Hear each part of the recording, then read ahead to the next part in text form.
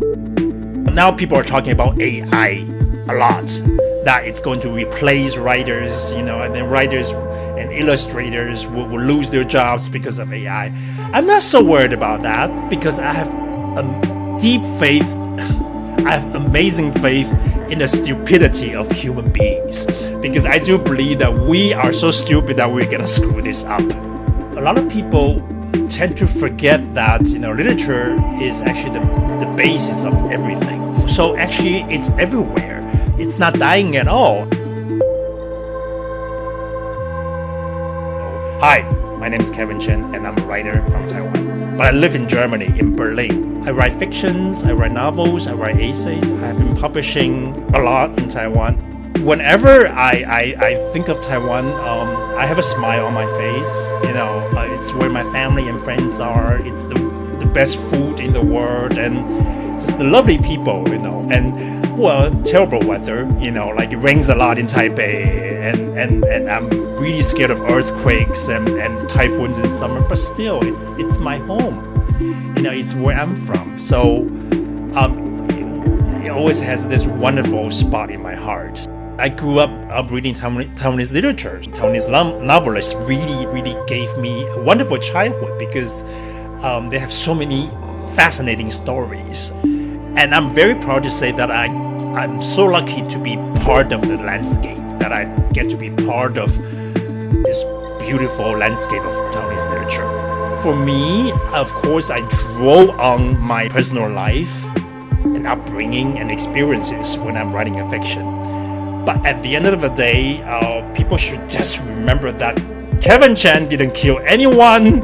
He could hardly kill a cockroach whenever he's in Taiwan. I must say that, fiction is also truth, because it reflects reality. This is a book that is very much based on the reality that I went through. The book is about families, it's about love, it's about quest for love and understanding and reconciliation. If they enjoy the story, maybe they will get to know the sadness of the island and the happiness of the island through my story. I must say, when I was telling the world that I wanted to become a writer, I did get a lot of pity. Like people looked at me like, oh my God, you're gonna starve to death. You're gonna be so poor and all these things. But I never allowed those noises to bother me because this is something I wanted to do. It's my greatest passion, so it's something I wanted to pursue. So I never gave up. So I would just tell people that look at me.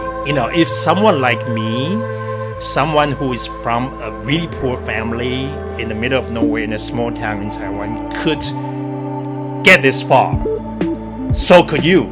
Seriously, it's a beautiful journey. I'm not saying it's the greatest job in the world, but if it's the true passion of yours, then just you have to be honest with yourself. I officially moved here in the year of 2004. I had this feeling that people couldn't really put Taiwan on the map. Not really. But I think things have changed now. Why? Because we cannot deny that we are facing military threats from China. And strange enough, that somehow put us on the map because we're always in the news. It's irony that because of the threats we're facing that we actually get some sort of exposure. But I think it's also a tricky question because I think understanding should be mutual, right? Sometimes I do understand that a lot of people in Taiwan are so anxious that, this world doesn't know me, they don't know where I am. The thing is that, did you try to understand the world? Because, if you want people to understand you, to get to know you, but did you even try to understand, to read their books, to understand their culture? If you have never tried and then you just sit there and expect that the world should just love you, I'm sorry, love doesn't work that way. Yeah, so I think it's really based on mutual understanding. And I'm not sure if there's mutual understanding between Germany and Taiwan, but I think the connections are better now. So it can only get better from here because basically there was nothing. Yeah, so